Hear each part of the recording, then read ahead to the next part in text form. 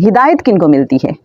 رجوع والوں کو، جو کنیکٹڈ رہتے ہیں ان کو ہدایت ملتی ہے، اور انہیں اللہ پھر چن لیتا ہے اپنے لیے، اپنی راہ کے لیے۔ آئیے دیکھتے ہیں سورہ العنکبوت کی آیت نمبر 69، جس میں اللہ فرماتا ہے اور جنہوں نے ہماری راہ میں کوشش کی ضرور ہم انہیں اپنے راستے دکھا دیں گے، اور بے شک اللہ نیکوں کے ساتھ ہے۔ اور پھر سورہ الرعد کی آیت نمبر 27 میں اللہ فرماتا ہے اور وہ جو اس کی طرف رجوع کرے اللہ انہیں ہدایت دے دیتا ہے۔ اور پھر سورہ الشورى کی آیت نمبر 13 میں اللہ فرماتا ہے اللہ جسے چاہتا ہے اپنے لیے چن لیتا ہے، اور جو اس کی طرف رجوع کرے اسے اپنی طرف راستہ دکھا دیتا ہے۔ اور ایک اور آیت جو اس ساری بات کو سمجھنے میں ہمیں بہت زیادہ ہیلپ آؤٹ کرے گی، اور اسی پہ ہم کنکلوڈ کریں گے کہ گمراہ کون ہوتے ہیں اور کیسے ہوتے ہیں۔ سورہ البقرہ کی آیت نمبر 26 ہمیں بتاتی ہے اور اس سیدھے راستے سے اللہ گمراہ نہیں کرتا سوائے نافرمانوں کے۔ تو جو گمراہ ہوتے ہیں وہ اس لیے ہوتے ہیں کہ وہ نافرمان ہوتے ہیں۔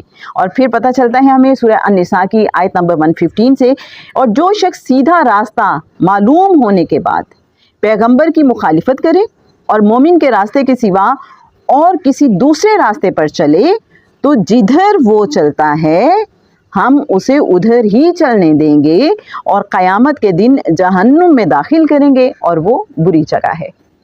تو بات بہت کلیئر ہو گئی کہ اللہ جو سورہ النساء کی آیت نمبر 115 میں فرما رہا ہے کہ جدھر وہ چلتا ہے ہم اسے ادھر ہی چلنے دیں گے۔ تو جہاں سے ہم نے آغاز کیا تھا کہ انسان کو جو اختیار دیا گیا ہے وہ اپنے اس اختیار کو استعمال کیسے کرتا ہے؟